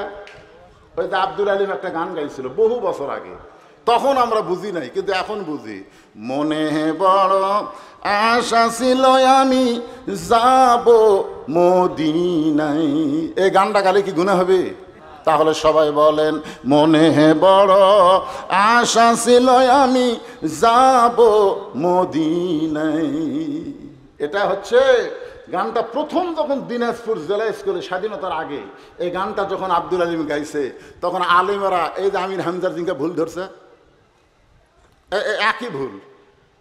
আব্দুল আলিমকে বলতেছে, আব্দুল আলিম ভাই আপনি মূর্খ মানুষ, মূর্খ মানুষ দেখে গান ভুল গাইতেছেন। তা আব্দুল আলিম বলে, গানটা শুদ্ধ কি হবে? আপনি বলেন, মনে বড় আশা ছিল যাব মক্কা মদিনায়। আপনি শুধু মদিনার কথা বলেন, মক্কা কেন বাদ দেন? আব্দুল আলিম বলতেছে, রে আলিমেরা তোমরা কি আল্লাহর কোরআন পড়ো নাই? আল্লাহ বলেছেন, কুল হে রাসূল আপনি বলেন, ইন কুনতুম তুহিব্বুনাল্লাহ ফাত্তাবিউনি ইউহিব্বুকুমুল্লাহ ওয়া ইয়াগফির লাকুম যুনুবাকুম ওয়াল্লাহু গফুরুর রহিম। যদি কেউ রাসূলকে অনুসরণ করে, রাসূলকে যদি ইত্তেবা করে, রাসূলের মাতাকুম রাসূলু ফাখুযুহু ওয়া মানহাকুম আনহু ফান্তাহু, তাহলে শুধু মক্কা নয় মক্কার মালিক পর্যন্ত তার উপর খুশি হয়ে যায়। জোরে কোন কথা ঠিক কিনা কথা বলেন? কারণ কাবা ঘরের কোনো পাওয়ার নাই। আমরা যে কাবা ঘর চুমা খাওয়ার জন্য খালি পাড়াপাড়ি করি, আমি তো কয়েকবার গেছি, এই কালো পাথর চুমা খাওয়ার জন্য কতগুলো মানুষ বুঝলেন, হাইরে এইরকম খালি করতেছে, মারতেছে, কার বুকত লাগতেছে, কার বুকে লাগতেছে, ওই দৌড়া যায় পাথর সময় খাচ্ছে, পাথর সময় খাচ্ছে। আর এই পাগলা তুমি তাকে কুনা মারলে, তার বাড়ি যদি ইন্দোনেশিয়া হয়, তার বাড়ি যদি সুদানে হয়, সে যদি বুকে একটা আঘাত পায়, আর তুমি তাকে আঘাত দিয়ে তুমি পাথর সময় খেলে, তুমি মনে করতেছো পাথরের মধ্যে কি আছে? আল্লাহ রাসূল বলেছেন একদিন কাবা থাকবে, গোটা পৃথিবীর মসজিদ থাকবে, মাদ্রাসা থাকবে, তারপরে ইসরাফিল সিংহায় ফুৎকার দিলে কিয়ামত হবে। কিন্তু যতদিন পর্যন্ত একজন আল্লাহওয়ালা বান্দা দুনিয়াতে থাকবে, ততক্ষণ পর্যন্ত ইসরাফিল সিংহায় ফুৎকার দেবে না। কাবার চাইতে, মদিনার চাইতে একজন আল্লাহওয়ালা বান্দার দাম আল্লাহর কাছে অনেক বেশি। জোরে কথা কন না কেন? অনেক বেশি। এলে কি কাবা চুমা খাওয়ার জন্য আপনি ইশারা করে খান, পারতেছেন না? এই দুর্বল শরীরে উঠে যায় কি মারামারি, হায় হায়। যারা গেছে তারা বুঝতেছে, ওই পাথরের চুমা খাওয়ালে যে কি মারামারি ভাইজান। নবী যখন মক্কাত গেল, মদিনাত হিজরত করলো, আপনারা জানেন না মক্কা বিজয় হওয়ার পরে সাহাবীরা রাসূলকে কি বললেন? জিয়া রাসূলুল্লাহ, এতদিন পরে আমরা কাবার কাছে আইছি, আমরা কাবা তাওয়াফ করব। রাসূল বললেন চলো তাওয়াফ করি। আল্লাহ রাসূল সাহাবীদের নিয়ে কাবা তাওয়াফ করা শুরু করলেন। কয় পাকে এক তাওয়াফ? 7 পাকে। জোরে কোন কয় পাকে? 4 পাক দেওয়ার পরই রাসূল তাওয়াফ বন্ধ করলেন। তো সাহাবীরা বললেন হুজুর 7 পাক দেওয়া লাগবে, আপনি বললেন তো 4 পাক দিতে বন্ধ করলেন কেন? আল্লাহ রাসূল বলতেছেন আমরা কানা হয়ে কাবা তাওয়াফ করলে হবে না, কাবার মধ্যে কি আছে আগে সেটা দেখা লাগবে। কারণ দরজা যখন আছে তখন ভিতরে দেখার উপায় আছে না নাই? জোরে কেন আছে না নাই? আপনারা জানেন। আর সেই দরজাটা ভাগ্যক্রমে আল্লাহ বাংলাদেশের দিকে করে দিছে, জানেন? কাবা ঘরের চারিদিকে কিন্তু 4টা দরজা নয়, কাবা ঘরের চারিদিকে মাত্র একটা দরজা। জোরে কোন কয় দরজা? আর সেই দরজা কোন দেশের দিকে? বাংলাদেশ রে পাগলাটা। এই জন্য আমি যতবার গেছি মক্কা মদিনায়, বাংলাদেশের মুসলমান যেই সুন্দর নামাজ পড়ে অন্য দেশের মুসলমান সেই সুন্দর নামাজ পড়ে না। এরকম নিয়ত বান্দার পরে 2 হাত ছাড়াতে গাও চুলকাচ্ছে, হাত চুলকাচ্ছে, কি করতেছে তার করতে ঠিক নেই। সেজদা একজন দিচ্ছে, তার ঘাড়ের পাও দিয়ে পার হয়ে যাচ্ছে। ওরকে নামাজ দেখে ভাই, আমাদের বাংলাদেশের মুসলমানের নামাজ ভালো হওয়ার কারণে হলো কাবা ঘরের দরজা বাংলাদেশের দিকে। সুবহানাল্লাহ বলেন। নবী কাবা ঘরের দরজা খুললেন। কাবা ঘরের দরজা খোলার পরে নবী বললেন আহ আহ আহ। 3 বার নবী আফসোসের সুরে বললেন আল্লাহর ঘরের মধ্যে কাফেরেরা 360টা মূর্তি ঢুকেছে। জোরে কোন কয়টা? দেখছেন কাবা ঘরের মধ্যে মূর্তি ঢুকেছে রে। তখন উমর ফারুক বললেন সি সি, আল্লাহর ঘরের মধ্যে মূর্তি, আল্লাহ কিছুই করলো না। আবু জেহেল যখন একটা মূর্তি নিয়ে ঢুকতেছে তখন আল্লাহ কাবা ঘরের দরজা একটা ফেরেশতা থাকছে যে একটা থাপ্পড় মারবো, যেই মূর্তি নিয়ে দরজা আসবি মারবো থাপ্পড়। ওই যদি আন্দারা থাপ্পড় খায় আবু সুফিয়ান আসবি, ওই কবি ভাইরে দরজার জাতি কে যেন থাপ্পড় মারতেছে, ঘুরে পাগলা হয়ে যাচ্ছি। আর কেউ মূর্তিলে ঢুকবি? কথা কন না কেন ঢুকবি? অনেকে বলে হুজুর এই হারে ইসরায়েল ফিলিস্তিনের মুসলমান গাজার মুসলমানকে হত্যা করতেছে, আল্লাহ কি ঘুম পাড়তেছে? আল্লাহ কিছুই করে না কেন? তো এই যে 360টা মূর্তি আল্লাহর ঘরের মধ্যে ঢুকতেছে, আল্লাহ কিছুই বলতেছে না। ওরা যাইয়া কাবার দেওয়াল কানা করে বুঝলি মূর্তি টাঙ্গাছে, তাও আল্লাহ কিছু কয়নি। আল্লাহ রাসূল বললেন ওমর ঘর আল্লাহর, কিন্তু হেফাজতের দায়িত্ব আল্লাহর না। ঘর আল্লাহর কিন্তু মাইক হেফাজতের দায়িত্ব আল্লাহর না।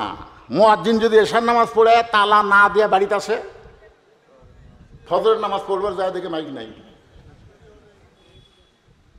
তখন সবাই বলতেছে এই মুয়াজ্জিন এই মাইক। মুয়াজ্জিন কয় আল্লাহর ঘর আল্লাহ হেফাজত করবি, আমি কি? আজকে বাংলাদেশের মসজিদ আল্লাহর ঘর, কিন্তু মসজিদ হেফাজতের দায়িত্ব আল্লাহর না, হেফাজতের দায়িত্ব হলো মুসলমানের। জোরে বলেন কথা ঠিক? হ্যাঁ, মুসলমান হেফাজত করা লাগবে। একটু মনোযোগ দিয়ে শোনেন, আসল জায়গায় যাওয়া লাগবে। হোসাইন ফাতেমার হাতটা ধরে টেনে টেনে নবীর কাছে নিয়ে আইছে। ফাতেমা বলতেছে বাবা আমার কোনো দোষ নাই, আমি কেবল 2 বার গেছি। জোরে কোন কয়বার? প্রথম দিন গেছি স্বামীর হুকুম পাইনি বলে আমার জন্য দরজা খোলে নাই। দ্বিতীয় দিন গেছি হোসাইন সঙ্গে থাকার কারণে জামিলা আমার জন্য দরজা খোলে নাই। আমি দরকার হলে আরও যাব, কিন্তু এই হোসাইন হাতটা ধরে টেনে আপনার কাছে নিয়ে আইছে বাবা, আমার কোনো দোষ নাই। সঙ্গে সঙ্গে হোসাইন মায়ের হাত ছাইড়া দিয়া দৌড়ে গিয়া নানার হাত ধরে বলে নানা কোন আমলের কারণে কাঠুরের বাবু জামিলা আমার মায়ের আগে জান্নাতে যাবে, এটা আপনাকে বলাই লাগবে। কারণ মা ইয়ান্তিকু আনিল হাওয়া ইন হুয়া ইল্লা ওয়াহয়ুহা। আল্লাহ জানে, সর্বোত্তম কাক জানায়? আরো জোরে বলেন কাক জানায়? তাহলে কোন আমলের কারণে একটা কাঠুরের বাবু জামিলা জান্নাতে যাবে এটা আপনি জানেন না? আপনি জেনে আমার মা একটা কাঠুরের বইয়ের দরজা পাঠাচ্ছেন, যতক্ষণ পর্যন্ত কোন আমলের কারণে কাঠুরের বউ জান্নাতে আগে যাবে এটা না বলবেন, ততক্ষণ আপনার হাত আমি ছাড়বো না। এমন ভাবে নানার হাত ধরছে, তখন নবী ডাক দিচ্ছে, আলী রে, কে রে আলী? হযরত আলী দৌড়ে এসে বলতেছি, ইয়া রাসূলুল্লাহ, এখন আমি নবী নাই, এখন আমি হয়ে গেছি নানা, তুই হয়ে গেছি বাপ, আরও যে ফাতেমা তোর বউ আমার বেটি, এই ঘরের মধ্যে আমিও নবী না, তুইও আমার সাহাবী না, তুই আমার জামাই। এই দেখ হোসেন যে জোরে আমার হাত চাইবা ধরছে, কোন আমলের কারণে কাঠুরের বউ জামিলা ফাতেমার আগে জান্নাতে যাবে এটা না বললে হাত ছাড়বে না। আমি তোকে বলার হুকুম দিলাম, আলী বলে দাও কোন আমলের কারণে ওই কাঠুরের বউ জামিলা ফাতেমার আগে জান্নাতে যাবে। আমি তোমাকে বলার হুকুম দিলাম।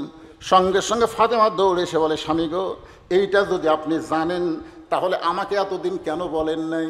আলী বলতেছে, নবীর নিষেধ ছিল, আল্লাহ নবী নিষেধ করেছে বলে আমি তোমাকে বলি নাই। আজকে যদি বলার হুকুম দিয়েছে তাহলে শুনতে গেলে ধৈর্য নিয়ে শুনতে হবে, কারণ একজন মেয়ের প্রশংসা আর একজন মেয়ের কাছে করা যায়, ভুল করেও যেন করেন না। আমি খালি একদিন আমার বইয়ের কাছে বলছিলাম, আল্লাহ যদি জান্নাতে আমাকে হুর দেয়, তো হুরের চোখের চেহারা কোরআনের আয়াত অনুযায়ী বলতেছি, চোখ হবে এইরকম, নাক হবে এইরকম। এই কথা বলতে বলতে তাকাই দিকে বউ বালুস বুগলের মধ্যে নিয়ে ঘরের থেকে বার হয়ে যাচ্ছে। তা আমি বললাম, কে গো, কি হলো? হুরলিয়া থাকো, হুরলিয়া থাকো, আমার কি দরকার? দুনিয়াতে বইয়ের সামনে হুরের গল্পই করা যায় না, তাহলে অন্য কোনো মেয়ের গল্প করা যাবে? সেই জন্য হযরত আলী বলতেছেন, ফাতেমা ধৈর্য ধারণ করা লাগবে। কোন আমলের কারণে কাঠুরের বউ তোমার আগে জান্নাতে যাবে এটা জানতে গেলে তোমাকে ধৈর্য ধারণ করা লাগবে। ফাতেমা বলতেছে, আমি ধৈর্যশীলা হয়ে গেলাম। যখন ঘরের মধ্যে বসে যায় এমন সময় হযরত আলী বললেন, ফাতেমা তোমার কি মনে আছে একদিন দুপুর বেলায় কাঁদতে কাঁদতে তুমি আমার কাছে? আমি বললাম, ফাতেমা কি জন্যে কান্দো? ফাতেমা বলতে, স্বামী গো, হাসান হোসাইন ক্ষুধার জ্বালায় কাঁদতে কাঁদতে ঘরের মধ্যে ঘুমায় গেছে, ওরা ঘুম থেকে চেতন পাইলে খাবার চাবে। আমি তালাশ করে দেখি আপনার কাছে একটাও পয়সা নাই, বাজার থেকে কিছু কিনে আনবেন সেই পয়সাও আপনার পকেটের মধ্যে নাই। ওগো স্বামী, আমি এখন কি করব? মা হয়ে বড় কষ্টে আছি, কারণ সন্তান চেতন পাইলি আমার কাছে খাবার চাবে। ওগো স্বামী, তাই বিপদে পড়ে আমার এই ওন্নাটা আপনাকে দিচ্ছি, আপনি ওন্নাটা যত্ন করে নিয়ে বাজারে গিয়ে বিক্রি করেন। এই ওন্না বিক্রি করার যেই টাকা হবে সেই টাকা দিয়ে আপনি হাসান হোসেনের জন্য একটু খাবার কিনে আনবেন। সঙ্গে সঙ্গে হযরত আলী ফাতেমার ওন্নাটা জামার পকেটের মধ্যে ঢুকায়া বাজারের মধ্যে ঘুরতেছেন আর মনে মনে চিন্তা করতেছেন, ওন্না বের করে যদি বিক্রি করতে চাই আর খরিদ্দার যদি বলে কার ওন্না, আমি যদি বলি আমার বইয়ের ওন্না, তাহলে খরিদ্দার মনে মনে চিন্তা করবে যে এই স্বামী বইয়ের জিনিস বেচা খায়, এই স্বামী হলো দুর্বল স্বামী। আপনারা বলেন তো, যেই স্বামী বইয়ের জিনিস বেচা খায় ওই সবল না দুর্বল? কতগুলো স্বামী আছে দেখবেন, ভাত খাতে খাতে খেলে বলতেছে, হতেই হলো না। বউ কয়, কি ব্যারাম ধরলো আপনার, ভাত খান, হতে হলো নাকি? আরে আমার জমির ধারাতে একটা জমি বার আছে, মাত্র 80,000 টাকা দাম, খালি 80,000 টাকা জোগাড় পারতেছে না, 60,000 টাকা আমার আছে, খালি 20,000 টাকা পাইলেই ওই জমিটা আমার হয়। বউ বলতেছে, ইন্নাল্লাহা মা সাবিরিন, ধৈর্যশীলদের সঙ্গে আল্লাহ আছে, ধৈর্য ধরেন, এবছর হয় না আগামী বছর হবে। স্বামী বলতেছে, ওই জমি তোর বাপে, যে আমার জন্য 1 বছর হবে। বউ বলতেছে, আপনি আমার উপর খেপেন কেন? স্বামী বলতেছে, খেপারা না, তুই যে গলাত মালা দিয়ে আমাকে ভাত দিচ্ছিস, এই মালা তো বিয়ার সময় তোর বাপ দিছে, ওই মালার কোনো সাইজ আছে রে? এখন এই পুরানা মালা চলে, ওই মালা খালি আমাকে দে। আল্লাহর শপথ করে বলতেছে, আগামী বছর ওটা তো 1 ভরি সোনার মালা, তো 2 ভরি সোনার মালা বানিয়ে দেবো, তাও ডিজিটাল মালা, এখনকার মালা। এমন তাল মারছে, বউ গলার মালা খুলে দিছে, ওই বেচে জমি দিছে। 1 বছর হয়ে গেছে। বউ বলতেছে, কে গো, গত বছর মালা খুলে দিলাম আর সেই মালা বিক্রি করে জমি নিলেন, 1টা বছর হয়ে গেল, আমার মালার খবর কি? স্বামী বলতেছে, কে রে, বদরুশীদের ওয়াজ শুনিস নি? বউ কয়, বদরুশীদ ওর কি ওয়াজ করছে? বদরুল রশিদ ওয়াজ করছে মেয়েরা কেবলমাত্র সাজতে পারে স্বামীর জন্য, স্বামী ছাড়া অন্য কারোর জন্য গলাত মালা দেওয়া জায়েজ নাই। তা আমার যদি মালা ছাড়াই তো ভালো লাগে, তাহলে মালা কেনার কি দরকার রে? ভালোবাসানো অন্তরের জিনিস রে। বউ কই জাতের সিটার রে, বেচা খায়া এখন এমন ফতুয়া মারতেছে বদরুল রশিদের ওয়াজ শুনাই। এইরকম কিছু স্বামী আছে না নাই? জোরে কোন আছে না নাই? এবার হযরত আলী পকেটের মধ্যে ওড়নাটা চিন্তা করে বের করে বিক্রি করতে গেলে যদি খরিদ্দার জিজ্ঞাসা করে আপনি পুরুষ মানুষ মেয়েদের ওড়না বিক্রি করতেছেন, এই ওড়নাটা কার ওড়না? আমি যদি বলি ফাতেমার ওড়না, তাহলে বলবে স্বামী হয়ে বইয়ের জিনিস বেচা খায়, স্বামী হলো দুর্বল স্বামী। হযরত আলী পকেটের মধ্যে ওড়না নিয়ে বাজারের মধ্যে ঘুরতেছে, কিন্তু পকেট থেকে ওড়না বের করতে পারার সাহস পাচ্ছে না। এমন সময় এক খরিদ্দার এসে সালাম দেয়, বলে আলী ভাই আপনি মনে হয় কিছু বিক্রি করবেন, আপনি মনে হয় কিছু বিক্রি করবেন। আলী চমকে গেছে, আমি বিক্রি করব এইটা দুনিয়ার কেউ জানে না, আল্লাহ জানে, আর আমি জানি। আর এই খরিদ্দার বলতেছে আপনি মনে হয় কিছু বিক্রি করবেন। সঙ্গে সঙ্গে তাকায় দেখে ওই খরিদ্দার একটা ব্যাগ মুখটা ফাঁক করে আলীর সামনে ধরেছে। আলী পকেট থেকে ওড়নাটা বের করে ওই ব্যাগের মধ্যে ঢুকায় দেয়। খরিদ্দার একটা বারো ব্যাগের দিকে তাকাই নাই, ব্যাগের মুখটা ধরে হযরত আলীর হাতে 6টা দিরহাম দিয়া খরিদ্দার কোথায় যেন চইলা যায়। হযরত আলী 6টা দিরহাম নিয়ে এক দৌড়ে দোকানদারের কাছে গিয়ে বলে, দোকানদার ভাই এই 6টা দিরহামের যতটুকু খাবার হয় সে খাবারটুকু তাড়াতাড়ি আমাকে টোপলা করে দাও। আমার হাসান হোসেন না খায় ঘুম পাড়তেছে, ঘুম থেকে চেতন পাইলে ওরা খাওয়ার জন্য কান্নাকাটি করবে। দোকানদার তাড়াতাড়ি করে 6 দিরহামের যখন টোপলা করে হযরত আলীর হাতে দিবে, এমন সময় একজন ফকির এসে আলীর সামনে কান্দের বলে, আলী রে আজকে 3 দিন হলে আমার বাড়িতে কোনো খাবার নাই, মেহেরবানি করে একটু আল্লাহর রাস্তায় আমাকে দান করো। আলী মনে মনে চিন্তা করে যদি 6টা দিরহামের খাবার কিনতেছি, এমন সময় ফকির আমার কাছে আসতেছে, আমি যদি ফকিরকে বলি মাফ করো তাহলে আল্লাহর কোরআনের অবমাননা হয়ে যায়। আল্লাহ বলেছেন আম্মা সাইলা ফালা তানহার, ফকিরকে খেদায় দেওয়া চলবে না, ফকিরকে দূর দূর করা যাবে না। হযরত আলী মনে মনে চিন্তা করেন 6টা দিরহামের মধ্যে 1টা দিরহাম আমি ফকিরকে দিব, আর 5টা দিরহাম নিয়ে হাসান হোসেনের খাবার নিয়ে যাব।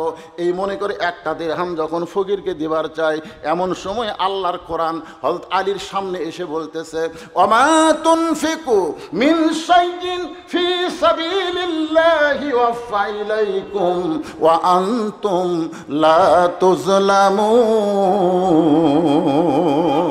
আল্লাহু আকবার। আলী রে হাম দিলে আল্লাহ তোকে 10টা দিরহাম দেবে, 2টা দিরহাম দিলে আল্লাহ তোকে 20টা দিরহাম দেবে। ফকিরকে যদি 6টা দিরহাম দান করো আল্লাহ তোমাকে 60টা দিরহাম দেবে। আপনারা বলেন তো হযরত আলীর কাছে আল্লাহর কোরআন বড় না সন্তান বড়? আল্লাহর কোরআনকে বিশ্বাস করে ফকিরকে 6টা দিরহাম দান করে দেয়। দোকানদার বলতেছে, আলী ভাই খাবার টোপলা করলাম, এই টোপলার খবর কি? আলী বলতেছে, এক টোপলা দিয়ে আমার হবে না, তুই 2 বস্তা খাবার প্যাকেট কর। দোকানদারকে 2 বস্তা খাবার প্যাকেট করে করতে বলে হয়তো আলী বাজারের মধ্যে ঘুরতেছেন। বাজারের মধ্যে যখন ঘুরতেছেন এমন সময় এক ব্যক্তি উট নিয়ে এসে সালাম দেয়, বলে আলী ভাই অযথা বাজারে ঘোরা জায়েজ নাই। আল্লাহ রাসূল বলেছেন দুনিয়ার সবচাইতে খারাপ জায়গা হলো হাট বাজার, আর সবচাইতে ভালো জায়গা হলো আল্লাহর ঘর। আপনারা বলেন তো দুনিয়ার মধ্যে সবচাইতে খারাপ জায়গা কি আর সবচাইতে ভালো জায়গা? আপনারা বলেন তো কোন জায়গায় আপনাদের মন ভালো লাগে? সত্যি কথা বলেন। আসরের নামাজ হবে মনে করেন 4টায় আসরের নামাজ হবে, ওই 5 মিনিট আগে ঢুকছে, ওই কোনোদিনও আকামত দেওয়ার আগে ঢোকে না, প্রত্যেক দিন আকামত যখন দেয় তখন ঢোকে। আজকে হঠাৎ মনের ভুলে 5 মিনিট আগে ঢুকছে, 5 মিনিট আগে ঢুকেই আর একটাই ব্যারাম, খালি ঘড়ি দেখা, খালি ঘড়ি দেখতেছি। আরে আর একজনকে বলতেছে, ভাই কয় মিনিট আছে? এখনো 4 মিনিট। আজ ঘড়ি লড়তেছে না রে, আজ ঘড়ি লড়তেছে না। 5 মিনিটের মধ্যে 10 বার ঘড়ি দেখছে আর বলতেছে আজ ঘড়ি লড়তেছে না। ওই লোকটা মসজিদ থেকে বের হয়ে চাষটলে ঘন্টার পর ঘন্টা আড্ডা গুলি মারতেছে। এবার ভোটত কে উঠবি রে?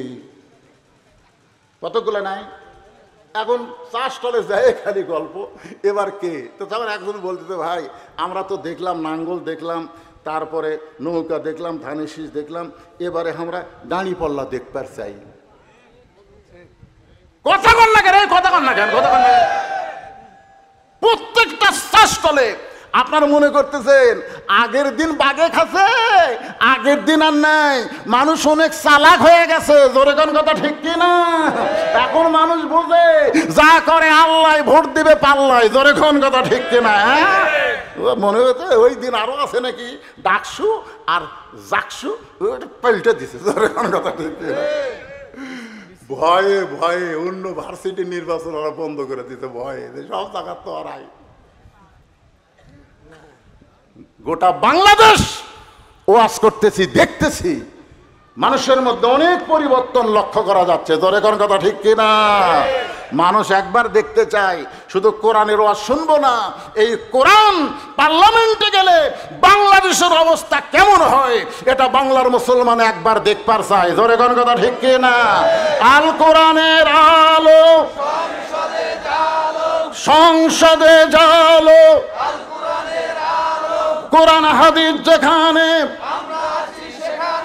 দুনিয়ার মুসলমান লিল্লাহে তাকবীর। উটওয়ালা বলতেছে ভাইজান ও বাতা বাজারে ঘুরে লাভ কি, এই উটটা আপনি কিনে নেন 100 দিরহাম দিয়া।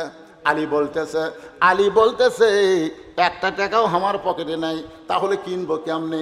উটওয়ালা বলতেছে বাকি কিনেন, বিক্রি করে টাকা দিবেন, সেটাও কি আপনি পারবেন না? আলী বলতেছেন জীবনে এমন সুযোগ কোনোদিন পাই নাই, 100 দিরহাম দিয়ে বাকি উটটা কিনে যেই মাত্র বাজারে গেছে, চারিদিক থেকে খরিদ্দার সবাই দৌড়ে আইছে, এসে বলতেছে আপনি না শিক্ষামন্ত্রী, জোরে কোন সুবহানাল্লাহ। আল্লাহর নবী যখন মদিনার প্রেসিডেন্ট ছিলেন তখন ধর্মমন্ত্রী হলেন আবু বকর, আইনমন্ত্রী হলেন হযরত ওমর, অর্থমন্ত্রী হলেন ওসমান গনি, আর শিক্ষামন্ত্রী হলেন হযরত আলী, জোরে কোন না সুবহানাল্লাহ। শিক্ষামন্ত্রী যদি আলীর মতন মানুষ হয় তাহলে আগডুমের দাম বাড়বি না যালিকাল কিতাবুল আরাইবা বিহুদাল লিল মুত্তাকিন, কার দাম বাড়বি? আজকে বাংলাদেশে মুসলমান শিক্ষামন্ত্রী হলে, প্রকৃত ইমানদার শিক্ষামন্ত্রী হলে ওই মিথ্যা প্রাইমারি বন্ধ করে দিয়া প্রত্যেকটা প্রাইমারিকে কোরআন শিক্ষা বাধ্যতামূলক করে দিবে, জোরে কোন কথা ঠিক কিনা?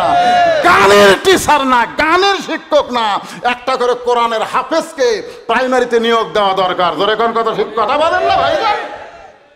কোরআনের কোনো মূল্য নাই, এই জন্য কোরআনের জন্য ভিক্ষা করা লাগে, কোরআনের মাদ্রাসার জন্য চাওয়া লাগে, প্রাইমারি হেডমাস্টার খালি মোসর তাও দেখ, খালি মোসর তাও দেখ, দিন যাচ্ছে আর বেতন বাড়তিছে। একটু মনোযোগ দিয়ে শোনেন, হযরত আলী শিক্ষামন্ত্রী উট নিয়ে বাজারের মধ্যে, চারদিক থেকে খরিদ্দার বলতেছে আলী ভাই এই উটের ব্যবসা কবে শুরু করলেন? সবাই যখন এরকম বলতেছে এমন সময় এক খরিদ্দার আলীর হাতটা ধরে কানে কানে বলে বাজারে বেশিক্ষণ থাকা যাবে না, উটটার দাম কত নেবেন? আলী বলতেছে আপনি একটা হিসাব করে বলেন, বলে 160 দিরহাম আপনাকে দিয়া দিলাম। 160 দিরহামে উটটা বিক্রি করে উটওয়ালাকে 100 দিরহাম দিয়া 60টা দিরহাম দিয়া এক দৌড়ে দোকানদারের কাছে গেলেন, দোকানদারকে বললেন ভাইজান খবর কি? বলে আপনার কথা মতো 2 বস্তা প্যাকেট করেছি, দাম কত নিবা? বলে 60 দিরহাম দিলেই চলবে। হযরত আলী 60টা দিরহাম দিয়া 2 বস্তা খাবার কান্দে নিয়ে ফাতেমার দরজায়, আগে দরজা খোলা ছিল, যেই মাত্র হযরত আলী দরজার কাছে আস্তে করে দরজা লাগিয়ে দিল, আগে দরজা কি ছিল? একটু ফাঁক ফুক ছিল, যেই মাত্র হযরত আলী দরজায় সঙ্গে সঙ্গে দরজার খিল আটকায় দেয়। আলী সালাম দেয়, বলে ফাতেমা দরজা খোলো।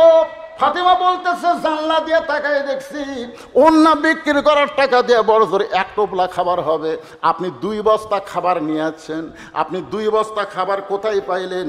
যতক্ষণ না বলবেন ততক্ষণ দরজা খুলবো না। আলী বলতেছেন ফাতেমা আগে দরজা খোলো তারপরে বলবো। ফাতেমা বলতেছে আগে বলেন তারপরে দরজা খুলবো। আপনি 20,000 টাকা বেতনে চাকরি করেন আর 30,000 টাকা বাসা ভাড়ালেন, টাকা পান কোথায়? আজকের বউগুলো যদি ভালো হতো একটা নেতাও দুর্নীতি করবার পারতো না, জোরে কোন কথা কন না কে? খালি উডাসাই এখন কি করবি? চুরি করা ছাড়া বুদ্ধি নেই, ঘুষ খাওয়া ছাড়া বুদ্ধি নেই। বেগম পাড়া বানাছে, মরদ পাড়া না, মেয়া পাড়া। ধরে কোন কথা ঠিক কিনা? নামে হচ্ছে বেগম পাড়া। সব নেতা আছে বাংলাদেশও, আর বউগুলা পাঠাচ্ছে কানাডা। যা তোরা কানাডা থাক, যা। এই শালা মেয়া মানুষের অত্যাচারে 1 নম্বর মেয়ার নাম হলে হাসিনা। ধরে কোন কথা ঠিক কিনা? আর এর মন্ত্রী এমপির বউগুলা হাসিনার বাপ। একটু মনোযোগ দিয়ে শুনবেন। ফাতেমা বলতেছে, আপনি অন্য বিক্রির করে টাকা দিয়ে বড় জোরে 1 টোপলা খাবার হবে, 2 বস্তা খাবার কোথায় পাইলেন? যতক্ষণ না বলবেন ততক্ষণ দরজা খুলবো না। আলী বলতেছেন, আগে দরজা খুলেও তারপরে বলবো। ফাতেমা বলতেছেন, আগে বলেন তারপরে খুলবো। এমন সময় আল্লাহর কোরআন আলীর সামনে এসে বলতেছে, আর রিজালু কাওয়ামুনা আলান নিসা, পুরুষ থাকবে নারীর উপরে। ফাতেমা যদি দরজা না খোলে, খবরদার তুমি বলবা না, পুরুষ থাকবে নারীর। কথা কয় না, এটাকে আমার কথা না আল্লাহর কথা। আর রিজালু কাওয়ামুনা আলান নিসা, পুরুষেরা থাকবে নারীর উপরে। আবার অন্য জায়গায় বলেছে, হুন্না লিবাসুল। আপনারা ওটা ভাষা করতেছেন কেন? ওটা ভাষা করলেই ওয়াজ শেষ।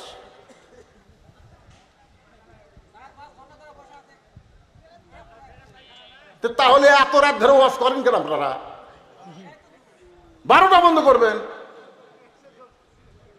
আপনারা মনে করেন ডায়াবেটিস রোগী, কোন কষ্ট হলে ওয়াজ করতেছি, তার মধ্যে যদি আপনারা ওটা ভাষা করেন, আমার ভরে গেছে। এত রাত ঘড়ির দিকে তাকায় দেখি রাত 1:30 বাজতেছে, তাও মানুষ বসে আছে পাগলের মতো। এই 2-1টা কিসের পেশাব রে?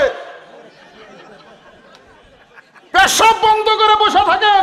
পেশাব জাতীয় যত রোগ আল্লাহর কোরআনের ওসিলায় আল্লাহ ভালো করে দিবে। জোরে কোন সুবহানাল্লাহ। পেশাব কিন্তু মারাত্মক রোগ, আপনি জানেন। আরামের ঘুম নষ্ট করে দেয়। এই জন্য আজকে পেশাব লাগলেও আপনি কোরআনের দিকে তাকাইয়া একটু মহব্বত করে বসে থাকবেন, একটু অল্প সময় একটু ধৈর্য নিয়ে বসে থাকবেন। বাজান, হযরত আলীকে আল্লাহর কোরআন বলতেছে, আর রিজালু কাওয়ামুনা আলান নিসা, পুরুষরা নারীদের উপরে থাকবে। ফাতেমা যতক্ষণ দরজা না খুলবে তুমি ততক্ষণ বলবা না। ফাতেমা দরজা খোলে না। এখন আলী 2 বস্তা কান্দে করে রাগ করে চলে গেছে আল্লাহর নবীর দরবারে। আল্লাহর নবীর দরবারে নবী খুশি হয়ে এসে আলীকে সালাম দিয়া আলীর কপালে একটা চুমা খায়, নিজের হাতে 2 বস্তা কান্দর থেকে নেমে নেয়। আল্লাহ রাসূল বলে, আলী তোমারে সালাম দিলাম, তোমার কপালে চুমা খাইলাম, তোমার কাঁধ থেকে 2 বস্তা নামাই নিলাম, এরপরেও তোমার মুখ গোমরা কেন? তোমার মুখটা গোমরা কেন?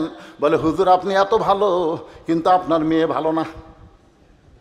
হুজুর আপনি আসা মাত্র আপনি নিজে উঠে এসে আমার কপালে চুমা দিয়ে আমার কাঁধ থেকে 2 বস্তা নামাই নিলেন, আর আপনার মেয়েকে এতবার বললাম কিন্তু ঘরের দরজা খুললো না। রাসূল বলে, আলী রে, ফাতেমা যদি দরজা খুলতো তাহলে তুমি কি আমার কাছে আসতে? আলী বলতে, না হুজুর, ফাতেমার দরজা খুললে তো আপনার কাছে আসতাম না। রাসূল বলে, আলী রে, ফাতেমার দরজা না খুলে আমার কাছে তোমারে পাঠায় দেওয়ার কারণ হলো, তুমি কি বলতে পারো আলী কোন খরিদ্দার তোমার কাছ থেকে অন্ন কিনেছে? আলী তুমি কি বলতে পারো কোন ফকির তোমার কাছে ভিক্ষা নিয়েছে? আলী তুমি কি বলতে পারো কে তোমার কাছে উট বিক্রি করলো? আলী রে, কে খরিদ্দার হয়ে তোমার কাছ থেকে উট কিনলো? আলী বলতে, তো হুজুর আমি কিছুই জানি না। রাসূল বলে, আমি জানি, এই জন্য আমার মেয়ে দরজা না খুলে তোমাকে আমার কাছে পাঠায় দিছে। এই 4টা বিষয় তোমাকে জানতে হবে। আলী যদি জানবার চাও তাহলে বসো, জানবার চাইলে বসো। এখনো যারা খাড়া হয়ে আছে এরা বুঝবারে পারেনি, জানবার চাইলে বসো।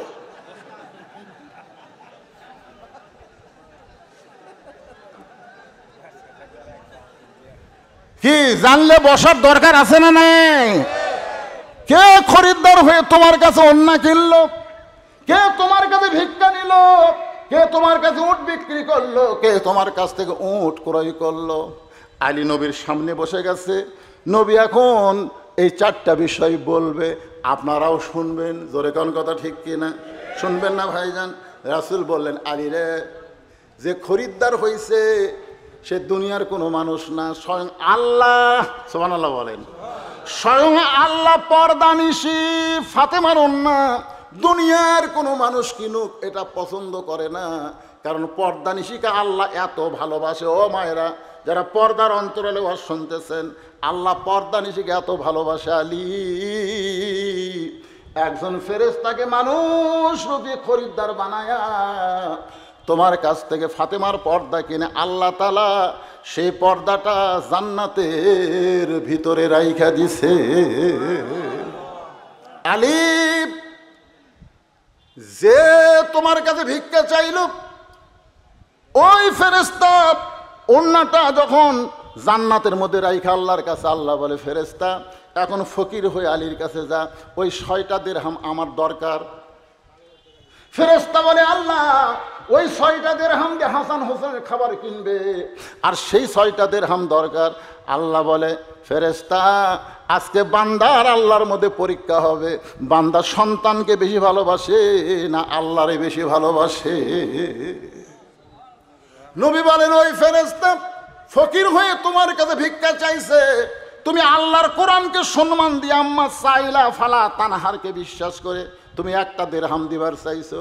কোরআন যখন বলেছে ওমা তুনফিকু মিন শাইইন ফি সাবিলিল্লাহি ওয়াফা ইলাইকুম ওয়া আনতুম লা তুজলামুন, তুমি আল্লাহর কোরআনকে বিশ্বাস করে ফকিরকে 6টা দিরহাম দিছো।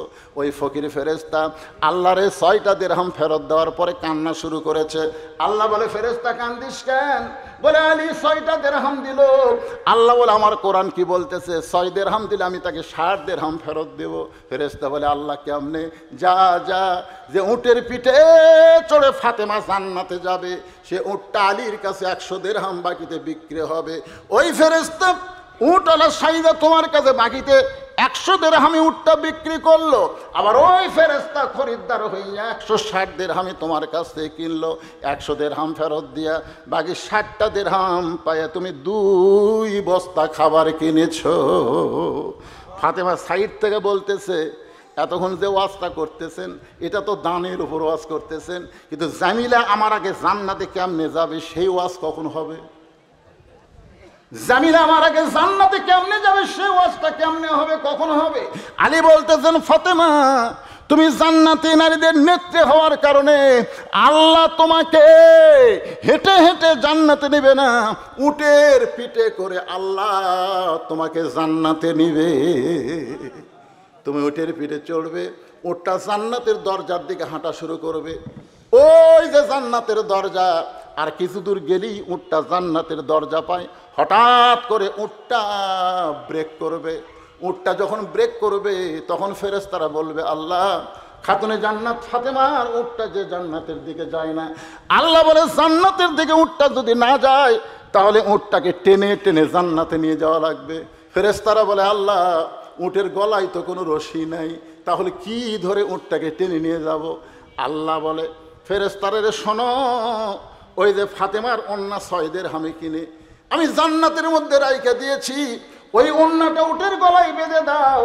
ওই ওন্নাটা ফেরেশতারা উটের গলায় বেঁধে দেবে। আলী বলতে যে ফাতেমা ওন্নার একটা অংশ যখন নিচের দিকে ঝুলতে থাকবে এমন সময় আল্লাহ ডাক দিবে জামিলা,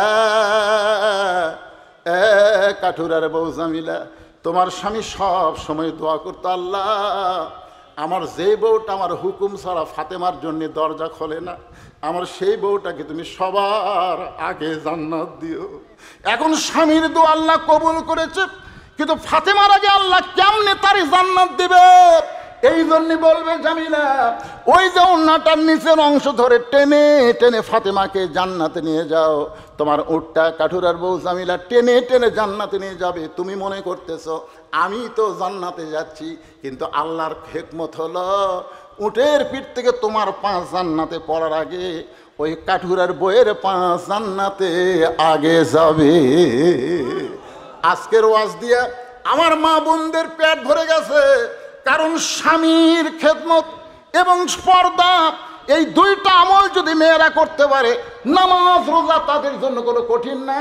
এই 4টা আমল যদি তারা আল্লাহর রাস্তে করে আল্লাহ খুশি হয়ে তাদের জন্য 8টা জান্নাতের দরজা খুলে দেবে। ওয়াতাওয়াসাউ বিল হক, হক কথা বলতে হবে, হক পথে চলতে হবে। সূরা আসরের 3 নম্বর বিষয় একটু খেয়াল করেন। হক কথা বলতে হবে, হক পথে চলা লাগবে। হক কথা বলতে গিয়ে যদি 13 বছর জেলখানায় থাকতে হয়, আল্লামা সাঈদী থাকছে, আবার হক কথার কারণে জেলখানা থেকে বের করে হাসপাতালে তাকে হত্যা করেছে। জোরে কোন কথা ঠিক কিনা? আপনারা বলেন তো, বাংলাদেশের সমস্ত বক্তা মিলা যত হক কথা বলেছে, সাঈদী হুজুর একাই তার চাইতে বেশি হক কথা বলেছে। জোরে কোন কথা ঠিক কিনা? অতাসবিল হক, হকের দাওয়াত দেওয়া লাগবে। আমরা একজনের নাম শুনেছিলাম, মামুনুল হক। জোরে কোন কি হক? যখন কথা বলে তখন চিল্লাইয়া চিল্লাইয়া কথা বলে, এত হক কথা বলে। কিন্তু কিছুদিন আগে আমরা যখন শুনলাম দরকার হলে বিএনপির সঙ্গে ঐক্যজোট করা যাইতে পারে, তখন আমাকে কলিজায় আগুন ধরে গেল। এই যে আলেম সম্পর্কে একজন আলেম বলেছিল, পল্লাতে, দাড়ি পল্লাতে ব্যাং মাপা, জীবিত ব্যাং মাপা যেরকম কঠিন, বাংলার আলেম একত্র হওয়াও তেমন কঠিন। ওই পাগড়িওয়ালারা বলতেছে জামাত ইসলামের আকীদার দোষ আছে। আমাদের আকীদার দোষ আছে, যার সাথে তোরা জোট করতেছি ওরকে তো আকীদাই নাই। আল্লাহরা কয়টা সিট পাওয়ার লোভে হাই রে ফেতরা খাওয়া যায়। কি মন খারাপ করতেছেন? অতাসাবিল হক, হক কথা বলতে হবে। অতাসাবিস সবর, হক কথা বলতে গেলে নানা রকম বিপদ আপদ মুসিবত আসবে, তখন ধৈর্য ধারণের শিক্ষা দেওয়া লাগবে। জোরে কোন কথা ঠিক কিনা? কারণ যে মায়ের কোনোদিন বাচ্চা হয় না, এই শেষ কথা শোনেন, যে মায়ের কোনোদিনও বাচ্চা হয়নি, এবার প্রথম বাচ্চা হবে, প্রথম বাচ্চা হবে। এখন প্রসব বেদনা মা জানে? বাচ্চা হওয়ার দিনে ওরে বাবা রে সেই ব্যথা শুরু হয়েছে, ওই চিল্লায় বলতেছে মরে যাবো, বিষ খামো, গলা দড়ি দেবো, এই জীবন আর রাখবো না। তখন দাদি নানি দৌড়াচ্ছে, আসিয়া ঠেলিয়া ঘরের মধ্যে তুলছে। কিসের গলা দড়ি দেবো, কিসের মরবি, কিসের বিষ খাবি, কে রে তোর পায়ের তলে সন্তানের জান্নাত এমনি এমনি। সৎ জোর করে শোয়া দিয়ে ঠান্ডা পানির মধ্যে নরম কাপড় চুবড়াইয়া কপালের উপরে দেয়, কপাল ঘেমে যায়, আর বলে ব্যথা লাগতেছে, বলে ধৈর্য ধর, রাস্তার ধারে তোর বাড়ি, তুই যদি চিল্লি করিস তাহলে রাস্তার লোকেরা বলবে ওই মেয়েটা বাচ্চা হওয়ার সময় গোটা পাড়া জানাইছে, ধৈর্য ধর। দাঁতের ওপর দাঁত দিয়ে ধৈর্য ধরছে, আর ধাইমাক ইশারা করছে, মার টান। টান মারছে, বাচ্চা বের হয়ে গেছে। এবার মেয়েটা বেহুশ হয়ে গেছে, প্রসব ব্যথায় বেহুশ হয়ে গেছে। বাচ্চারে গোসল করায়, ওই বাচ্চা যখন মায়ের কোলে দেয়, মা হুঁশ ফিরে পায়, বাচ্চাকে হাত দেয়া গায়ে নিয়ে চুমা খায়। দাদি নানি তিরস্কার করে বলে এরই জন্যই গলার দড়ি দিবার চাইলি, এরই জন্যই বিষ খাবার চাইলি, এক লাত্তি মারা ফেলে দে, এক আদর করিস কেন?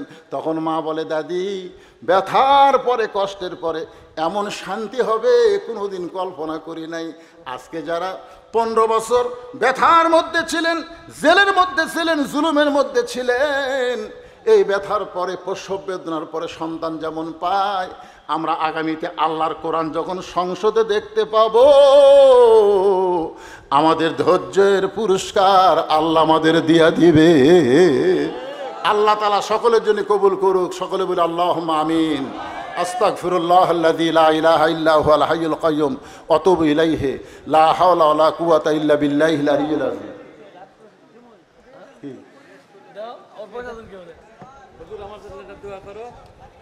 কত আছে বাবা?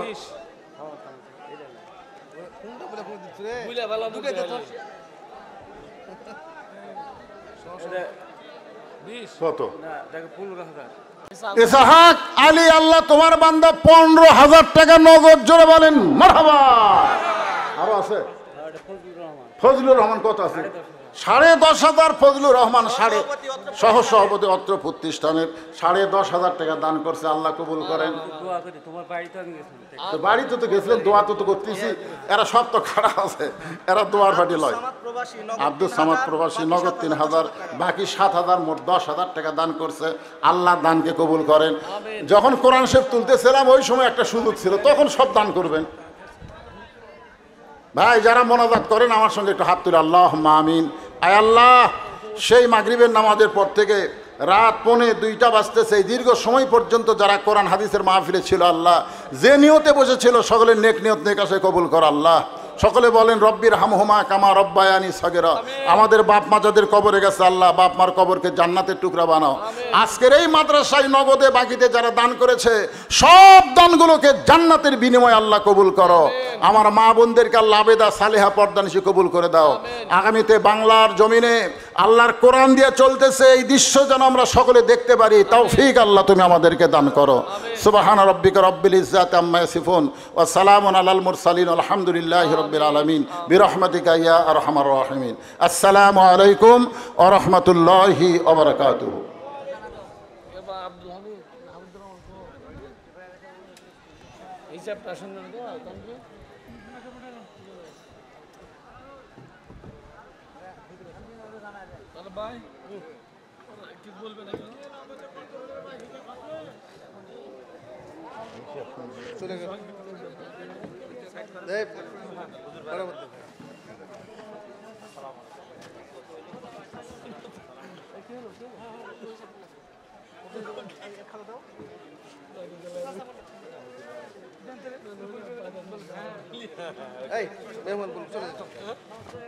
এই মাঠের এ ছাড়া দ্বিতীয় কোনো প্রধান বক্তা সে মাঠ ভরা মানে আটকাতে পারে না। ওই জন্য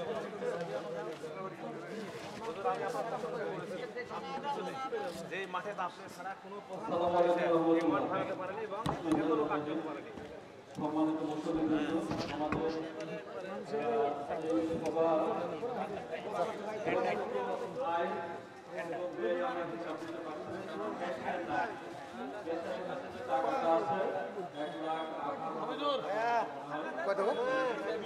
হ্যাঁ চলো এই কত হলো?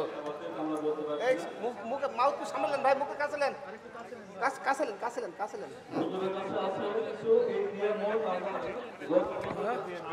Tape tape